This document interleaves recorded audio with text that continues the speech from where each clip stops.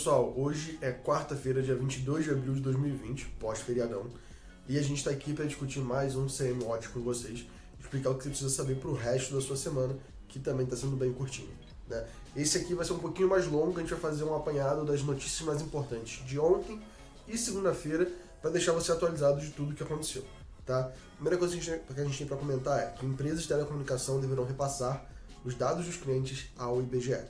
Foi publicada na sexta-feira, dia 17, a MP 954/2020, que dispõe sobre o compartilhamento de dados por empresas de telecomunicação. Pela norma, as empresas de telecomunicação prestadoras do STFC, que é o Serviço Telefônico Fixo Comutado, e do SMP, que é o Serviço Móvel Pessoal, deverão disponibilizar ao IBGE a relação dos nomes, dos números de telefone e dos endereços de seus consumidores. Não importa se pessoa física ou jurídica. Se você tem um telefone, eles vão ter que reportar isso, porque esse ano, por conta do coronavírus, não vai dar para fazer as pesquisas do IBGE. A MP diz que o objetivo do compartilhamento, como eu acabei de falar, de tais dados serve de suporte à produção estatística oficial durante a situação de emergência de saúde pública decorrente do coronavírus, de que trata a Lei 13.979 desse mesmo ano, a Lei Geral de Proteção de Dados. O contrato de petróleo atinge menos 37,63 dólares pela primeira vez na história. Os preços do contrato futuro do petróleo WTI despencaram nesta segunda-feira ao valor de referência nos Estados Unidos, recuando mais de 100% para o menor nível da história. À medida que os investidores se preocupam com a falta de locais de armazenamento e dados da Alemanha e do Japão indicam um cenário sombrio para a economia global. Ou seja, basicamente é o seguinte: a gente produz muito petróleo, porque os Estados Unidos começou a produzir óleo de xisto, a Arábia Saudita tem uma produção de petróleo absurda, a Rússia também. Então, assim, os países da OPEP, a Rússia, estão discutindo aí para ver se a gente consegue chegar num acordo. Conseguiram chegar, mas mesmo assim não resolveu. Por quê? Porque o coronavírus criou uma demanda muito baixa de petróleo. Isso criou um choque de demanda, que você tem muita demanda e nenhuma oferta, e não tem mais onde guardar. Então, ou se desliga a produção, ou você joga fora, ou você vende, se livra do que você tem lá. Entendeu? Então é isso que eles estão tentando fazer. O contrato de maio, que tem vencimento amanhã, fechou o pregão em 37,63, menos 37,63 na verdade, né? Dólares por barril. É a primeira vez na história, desde 1946, que o contrato futuro de petróleo negocia com valor negativo. Está bem mais caro rolar o contrato do barril de petróleo, ou seja, prorrogar o contrato, né, para junho, do que zerar a operação e fazer de novo. Comentou Spire, diretor da Mirai Asset. E já o petróleo Brent recuou 6,27% a 26,32 dólares por barril, às 2h53 da segunda-feira, no horário de Brasília. Os preços têm sido pressionados há semanas com a pandemia do coronavírus, deixando a demanda pela commodity, como eu disse, e por causa da crise do petróleo nova que a gente está tendo. Bolsa dos EUAs dos Estados Unidos caem forte com a derrocada do petróleo piorando a crise do coronavírus, e dólar sobe 1,4% e fecha R$ 5,30, a segunda maior cotação da história. Os principais índices de ação de Wall Street caíram pelo segundo dia seguido nesta terça-feira, com o colapso dos preços de petróleo nos Estados Unidos e as previsões sombrias das empresas explorando os temores de uma profunda crise econômica que pode se tornar uma depressão. Tá? Passar de uma recessão, uma depressão, a gente pode depois explicar o que é isso.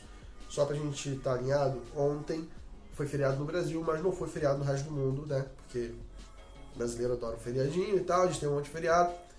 Lá fora não tem tanto assim, então as bolsas continuam rodando da mesma forma. Todos os 11 índices do S&P 500 caíram 1,6% ou mais, com energia recuando pela sétima vez em 8 sessões após o contrato do WTI cair abaixo de zero, como já falou na última notícia. Dow Jones caiu 2,57%, fechando a 23 mil pontos. S&P 500 perdeu 3,7%, fechando a 2.736 pontos. E a Nasdaq Composite caiu 3,48% para 8 mil pontos. Já no Brasil, nessa segunda-feira, o dólar fechou em alta de 1,40%, alcançando a segunda maior cotação da história, patamar de R$ 5,30. O desempenho da moeda foi afetado pelo dia negativo nos mercados financeiros do mundo, provocado pelo colapso dos preços do petróleo a mínimas históricas. Esse movimento agravou a percepção de piora para a economia global e resultou nesse resultado. Nem mesmo a intervenção do Banco Central no mercado, com a venda de 500 milhões de dólares em operação no mercado à vista, segurou o movimento. A moeda saiu das máximas, mas acabou recuperando metade da queda. Então a gente conseguiu não fechar em 5,30, mas batemos lá. Caixa e Sebrae anunciam 7,5 bilhões de crédito para MEI, micro e pequenas empresas. A Caixa Econômica e o Sebrae anunciaram nesta segunda-feira, dia 20, uma parceria com o objetivo de facilitar o acesso a crédito das micro e pequenas empresas, bem como microempreendedores individuais.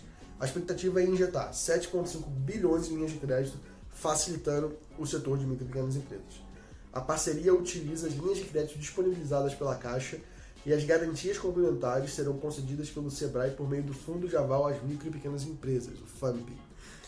A utilização do FAMP permite que as ofertas de crédito tenham taxas competitivas até 40% menores que as praticadas hoje pelas instituições financeiras. As empresas e MEIs interessados no crédito devem manifestar interesse no portal Caixa Econômico. A partir disso, o banco fará a avaliação do crédito e apresentará uma proposta com taxas de juros e prazos de carência específicos para cada solicitante. Então, cada empréstimo vai ser exclusivo para quem pedir. Então, se você está pedindo, se sou eu pedindo, eu vou ter tal taxa, com tais condições. Se é uma outra pessoa pedindo, se é o MEI pedindo, ele vai ter outras condições. Podem solicitar um empréstimo empresas adimplentes com faturamento anual de 4,9 milhões de reais e que tenham mais de 12 meses com receita. A liberação será feita a partir da quarta-feira, dia 22. Guedes diz que a retomada econômica pode ser em V. O ministro da Economia, Paulo Guedes, afirmou nesta segunda-feira, dia 20, que a recuperação econômica após a crise do coronavírus será em V, com a retomada tão rápida quanto a queda. Não sei disso. Não sei se eu concordo. Vamos surpreender o mundo, disse o ministro em entrevista ao BTG Pactual. Na avaliação dele, o Brasil tem tomado medidas melhores ou iguais que as de outros países avançados, inclusive Estados Unidos, Alemanha, tudo mais. Todo dia tem barulho, mas o Brasil está avançando e progredindo, disse Guedes. Na opinião de Guedes, o presidente Jair Bolsonaro tem sido mal interpretado e a orientação do presidente é preservar a vida e os empregos. Bom, o presidente investe bastante em ser mal interpretado também, a gente tem que levar isso em consideração, e o trabalho do Guedes é pacificar os indicadores, é pacificar o que as pessoas estão esperando da economia. Então o papel dele é falar isso. Eu não concordo com ele, não acredito que a gente vai retomar tão rápido assim. De falar que eu estou assustado com a posição do Brasil no esquema econômico mundial, né? A globalização ela tem pontos muito positivos, mas para países pouco competitivos e não responsáveis o bastante, como o Brasil, que a gente não fez lição de casa, a gente não investiu em educação, a gente não investiu em capacitação, a gente vai ficar para trás, isso é óbvio. Quanto mais a globalização ela se intensifica, mais para trás a gente vai ficar. E vai se intensificar muito nos próximos anos, porque a gente viu a gente está passando por um momento transformacional no mundo em que as coisas estão ficando digitais. Agora, mais do que nunca. O Brasil cai pelo segundo ano seguido no ranking de liberdade de imprensa. O Brasil caiu pelo segundo ano seguido no ranking de liberdade de imprensa da organização não governamental Repórteres Sem Fronteiras. Ótimo, adoro eles. Informou a entidade terça-feira, dia 21. O país agora ocupa a posição 107 de 180, atrás de Angola, Montenegro e Moçambique. O relatório da organização afirmou que a eleição do presidente Jair Bolsonaro em 2018 deu início a uma era particularmente sombria da democracia e da liberdade de imprensa no Brasil. Naquele ano, o país ocupava a posição 102 da lista, caindo para 105 em 2019. Obviamente, Bolsonaro não gosta da imprensa, ele faz de tudo para poder atingir a imprensa, negar o trabalho do repórter, e isso causa um problema de posicionamento público. As pessoas acabam acreditando no presidente, achando que a imprensa é uma coisa ruim. Então isso é muito grave. Ele pode não tomar nenhuma atitude oficial ou legislativa contra a imprensa, mas ele toma atitudes dele. Ele fala para o eleitorado dele que a imprensa não vale a pena, não deve ser confiada. Isso é muito ruim, porque a imprensa é o que garante a liberdade no mundo democrático, do ponto de vista. O turismo irá perder 38,9% no Brasil em 2020. O produto interno bruto, o PIB do setor de turismo, que em 2019 chegou a 270,8 bilhões, deve cair para 165,5 bilhões em 2020, indicando uma redução de 38,9% no faturamento. É o que indica o estudo do impacto econômico da Covid-19 e propostas para o turismo brasileiro, elaborado pela FGV Projeto. Você consegue encontrar o link no nosso site.